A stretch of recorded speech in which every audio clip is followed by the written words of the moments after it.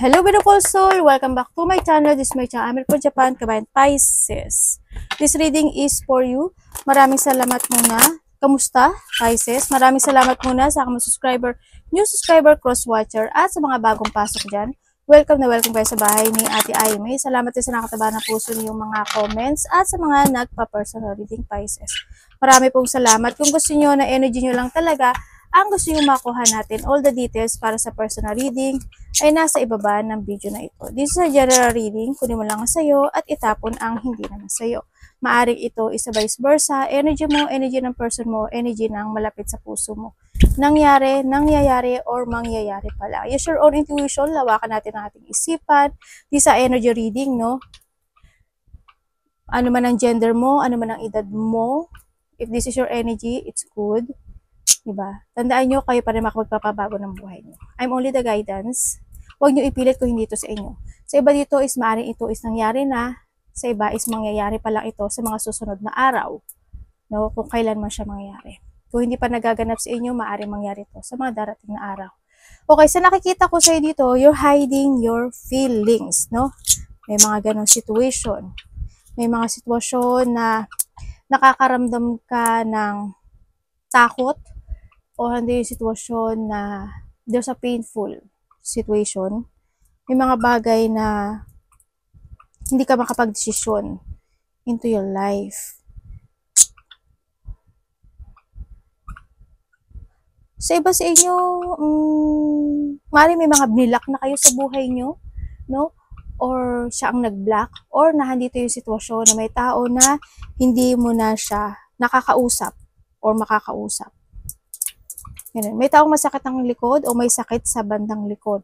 Meron din ako nakitang abandonment sa nakikita ko dito. Maaring may mga umalis, may inabandonahan ka, may nag-abandon, or may nawala buhay. Maaring namatay, no, sa iba sa inyo. Kaya nakita ko na wala na yung pag-uusap. Ganun sa nakita ko dito. Sa iba dito may third party. Merong sneaky person, may nagmamatsyag sa'yo ha. May nagmamatsyag sa'yo, or ikaw ang nagmamatsyag. May sneaky person, liar, dishonest, babaero, lalakero, or a manipulative person. Yun na nakikita ko dito. Okay, dito sa'yo, sa nakikita ko sa'yo is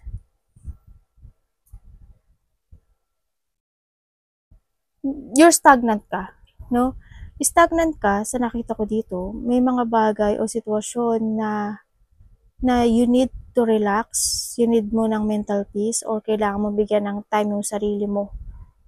No? Pag-isipan mo maigi kung ano yung mga dapat mong i-release into your life. O may mga bagay na kailangan mo i-reclaim mo yung power mo dito, no? Sa ngayon kasi parang may bagay o isang sitwasyon sa'yo na naka-chain ka pa doon o nahadon ka pa sa sitwasyon na yun. No? And then, there's a new beginning happen sa buhay mo. Ibig sabihin, may magtatapos sa buhay mo. There's an ending situation or magkakaroon ng mga bagong simula. No? May mga bago kang fufukusan. Sa nakita ko dito, maaaring bagong trabaho, bagong pagkakaperahan, or bagong situation. Kung halimbawa sa trabaho, section 1, section 2, pang umaga, pang gabi, pang umaga, or change of time, mga ganyan. Sa iba sa inyo. Sa iba naman, is ang nakikita ko rin, is may mga commitment ako na nakikita.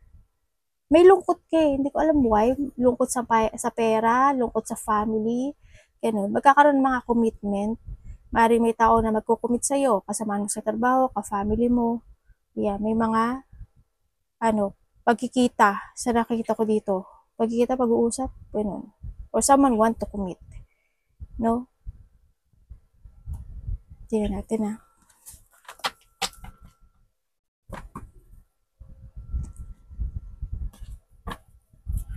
May nakita ko matanda. Hindi ko alam kung sino siya sa'yo. Relatives, family, hindi ko inaalagaan. Sinusuportahan yun, nakita ko dito. Makaka-receive ka daw ng payo o you will give advice sa isang tao.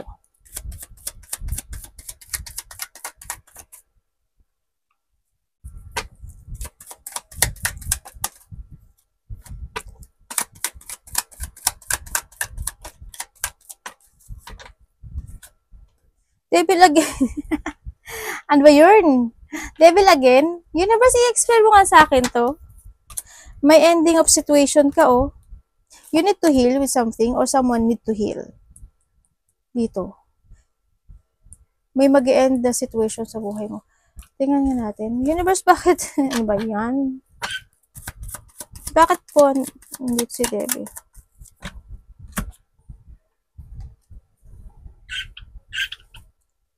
Ah, okay. Sa iba sa inyo is may taong umalis or aalis. Yun ang nakita ko. Sa iba naman sa inyo, may tao dito na nawala na ng closure or walang closure pero na-stuck na siya. Parang they waiting for something dito. No, or ikaw, may hinihintay ka na isang tao na gusto mong kumalik sa'yo. Or may isang tao na naiisip mo na nawalan kayo ng closure at hinihintay mo na sana pala nagkausap kayo, sana may sinasabi ka sa kanya. May mga ganong sitwasyon. Vice versa natin. No? Anak ko. Universe, i-explain mo pa sa akin dito. Nakokontrol ka ng sitwasyon mo. Ooh, bakit ang lungkot? Ang lungkot mo daw. Parang alam mo yun, nandito ka sa sitwasyon mo na parang wala kang magawa o wala kang ginagawa kasi you're waiting for something at nandun ka lang sa na umiiyak, nalulungkot, nadidepress, there's a sadness, ganyan. Ang nakita ko sa'yo dito.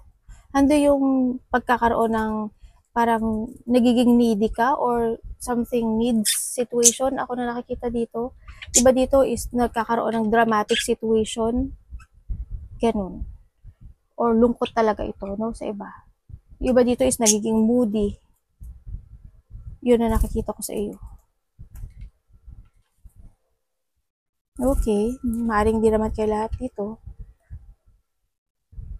Pero may emotions. Stuck ka talaga. As in. Huwag ka magpa-stuck. Kailangan i-freedom mo yung sarili mo o you need to release yourself doon sa bagay. Mag-focus ka sa sarili mo. You need to structure din yung sarili mo or itayo yung sarili mo. Diba? Kung magaan din yung situation na i-restore and control yourself and feelings dito sa nakikita ko dito. Kung energy mo to ha, meron dito tao na ano, toxic. Ganyan. Siguro may toxic na naging tao sa buhay mo. At ngayon, maaring wala ka nang pakialam sa kanya, ganyan. At nawala na kayo ng closure o wala na kayong pag-uusap nitong taong ito.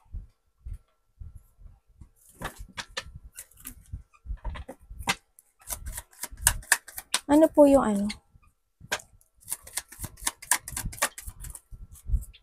Okay.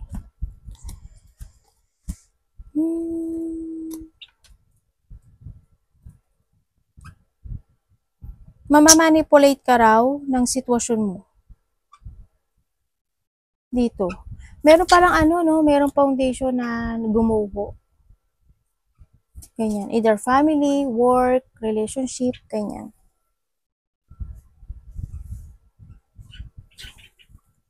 Nagkaroon ng mga ano, or magkakaroon ha, or magkakaroon. Kumbaga nandun yung unexpected, expected and unexpected situation, maaaring may mga revelation na matatanggap mo o marireceive mo, ganyan. Sa nakita ko sa'yo dito, is nakita ko rin na iba is mapofocus ka daw sa painful situation ng buhay mo. Ganyan. May mga frustration, may mga situation. Sana tapos na to, no? May na-hospital, nagpa-doktor, hospital, confined, paralyzed. May mga ganong sitwasyon, and then, iba dito is nagkakaroon ng mga negative thought or self-imprisonment, ganyan. Maaring sa iba sa inyo, this is the past and now there's a new beginning happen into your life. Kumaga, magkakaroon sa'yo ng new journey. No, may pagtahak ng new journey sa'yo or may mga maiisip ka o idea na gusto mo na i-pursue this time. Maaring new project, new creation, or new inspiration in life, ganyan. Or ito is or someone into your life is tatahak sa bagong journey niya sa buhay niya. Ikaw or siya. Ganun nakita ko dito.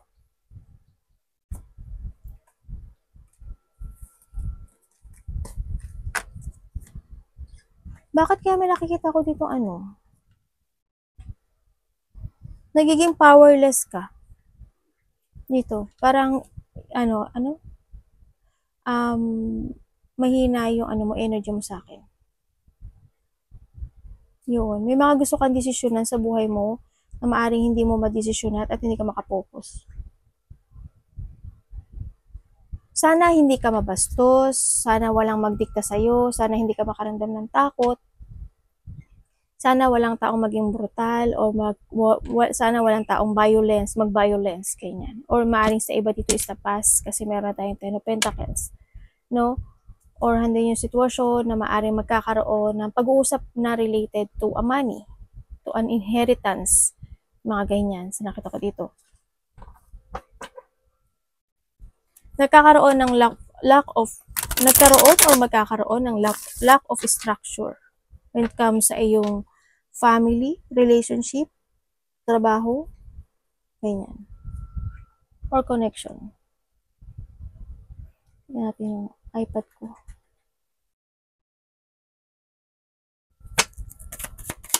Ay, tapos na pala.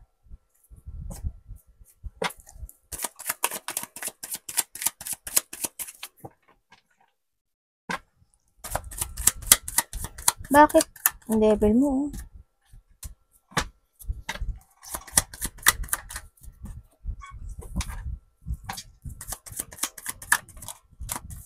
Uy, may ka. May mga bagay na kailangan mo na daw desisyonan. Dito. Huwag ka daw maguluhan sa isip mo. Ganyan. Kasi ang nakikita ko sa'yo dito, na andito yung situation na maaring nagkakaroon ng moody type, nagkakaroon ng emotional manipulative sa'yo, magulo yung isip, kumbaga, may mga bagay na nagkakaroon ng blockage sa'yo, mayroong sitwasyon na may tao rin din ako dito nakikita na hindi siya pwedeng pagkatiwalaan o hindi siya maaasahan. Dito. Ingat ka na lang, no? Sa nakita ko dito. Merong taong sakim, makasarili. Yun na nakita ko dito. Materialistic. Meron ditong na wala ng pagmamahal. Wala na yung love, kumbaga. As in, wala na. May tao din na dito na maaring hindi na rin, you need to decide sa direction mo. Dito. Kumbaga, wag kang maguluhan. Kailangan mo nang tapusin yung dapat tapusin. You need to focus, no, sa sarili mo this time, sa nakita ko dito.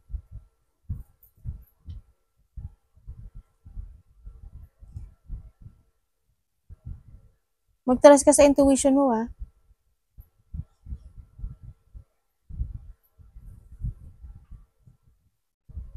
Huwag kang magtiwala agad. Kasi medyo hindi maganda yung energy na nakita ko. Dito. Ay, sabihin ko yung Capricorn, Taurus, Virgo, Capricorn, Pisces, Cancer, Scorpio, and we have the Aries, Leo, Sagittarius. Well, kung ano man ang element na yan, syempre, you need to trust and you need to be aware.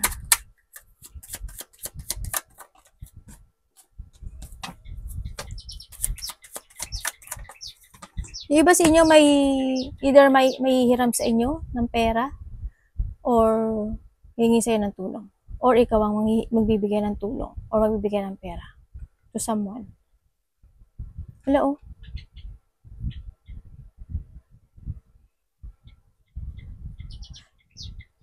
nagkaroon ng mga ano no, nagkaroon ng mga biglaang pangyayari. Sa nakita ko dito.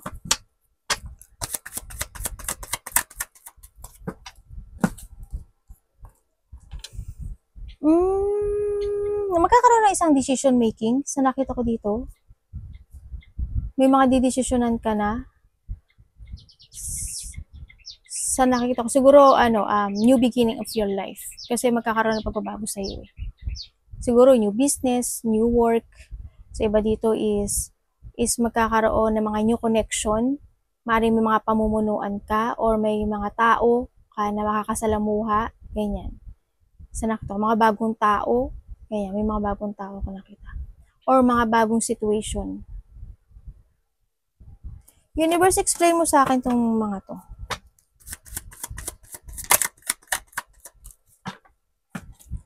So, iba dito, ano to? Siguro kontrata. Ganyan. O kaya may mga bagay o sitwasyon na kailangan mo asikasuhin, papers and documents. Yung iba sa inyo, ganun. May tutulungan ka raw eh. Or may hihingi talaga sa'yo ng tulong dito. May mga iba sa inyo busy. Baka maging busy kayo. Kasi nandito yung sitwasyon na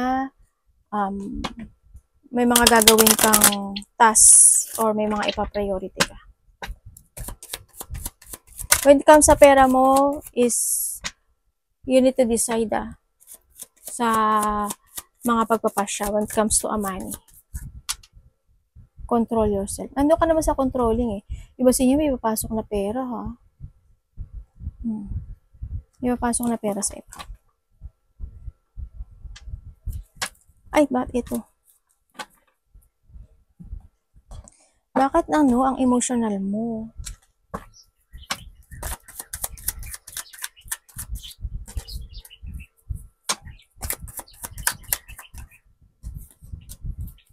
Okay.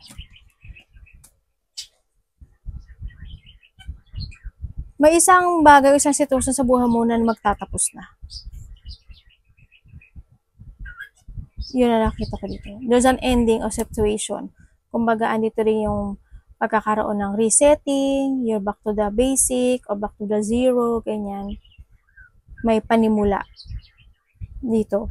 Andito sa sitwasyon na maaring nagkaroon ng struggle, nagkaroon ng mga disagreement, nagkaroon ng conflict, or may mga tao na nagkaroon ng pagiging over-defensive sa'yo o nagtaas ng mga ego, lack of control, lack of cooperation. Maaring nagkaroon ng away or konflikto, no?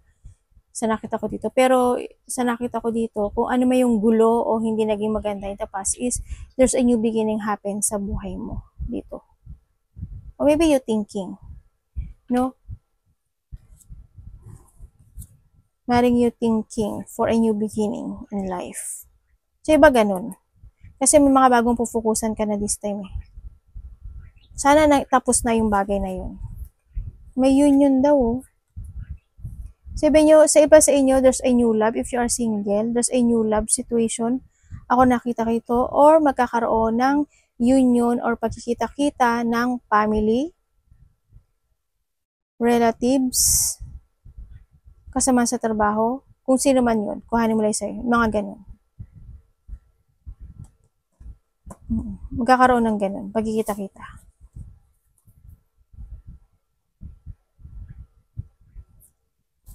Tingnan natin. Ano po yung hero card?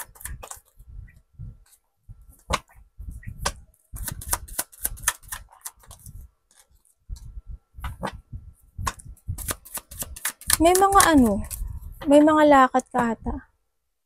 Or may mga exciting situation ka na gagawin o exciting plan or merong plano kang gagawin, no?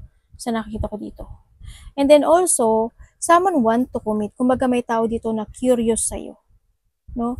Yung tao na to is very care or ikaw ito ha, andun yung pagiging care mo sa tao na to sa nakikita ko dito. Di ba sa inyo, karelasyon nyo maaring mas bata kayo? Or vice versa? Universe, explain mo sa akin itong King. Parang may bibigyan ka ng advice. Or someone give you an advice. Ay, bakit palagi lumalabas sa'yo si Devil tapos Tower? Nagkakaroon sa'yo ng distraction dito, sa nakikita ko dito. Kaya pala ganito yung card mo. Nagkakaroon ka ng distraction when it comes to your path. No? You need to commit sa path mo, ha. Kumbaga, may mga bagay o sitwasyon talaga na kailangan mo na i-let go. May mga bagay o sitwasyon na kailangan mo nang maintindihan. May mga bagay o sitwasyon na kailangan mo na abandonahin. Yun na nakikita ko sa ito. Put some effort, no? Commit yourself in a new plan, in a new situation. Yun na nakikita ko sa iyo.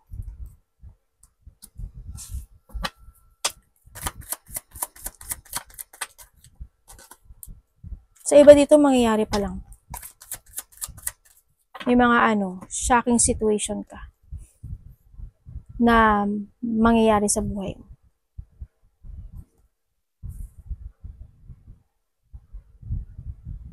Maaaring makaka-receive ka ng text message or communication with someone. Maaaring ito is nasa ibang bansa, ibang probinsya, ibang lugar, ibang place. Makaka-receive ka raw. Yun na nakita ko dito. May iba sa inyo, may mga lakad or you have a travel with your family, ganyan. Within 8 days, 8 weeks, 8 months, or by the August. Yan. And then also, magkakaroon ng pag-uusap-usap no? Magkakaroon ng pag-uusap-usap. Maaring family related or kasama sa trabaho, ganyan. Or about money, about mana, about something na related ang iyong connection.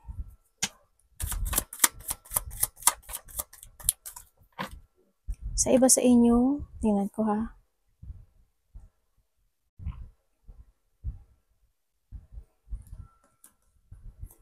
Universe, explain mo sa akin to. Sun.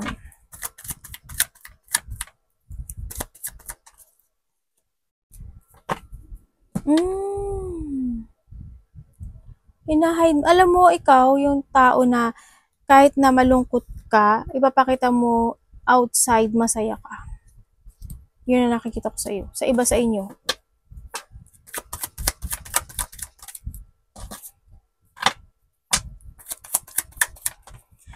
May mga magtatapos sa iyo, no? There's a end of situation or end of a hardship situation.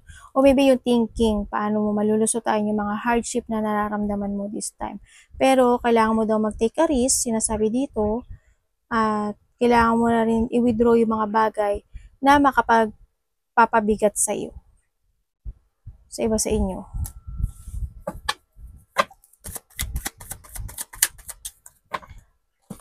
Sabay sa iba naman, ay oo nga. Bakit nai-stress ka? Yung iba dito, stress, anxiety, depression, maaring may mga migraine kayo, hindi kayo nakakatulog sa gabi, may mga iniisip kayo, inaalala kayo, may mga deep wound happen sa buhay mo, or ando yung sitwasyon talaga na nahahata ka nakaraan o napofocus ka ng past situation.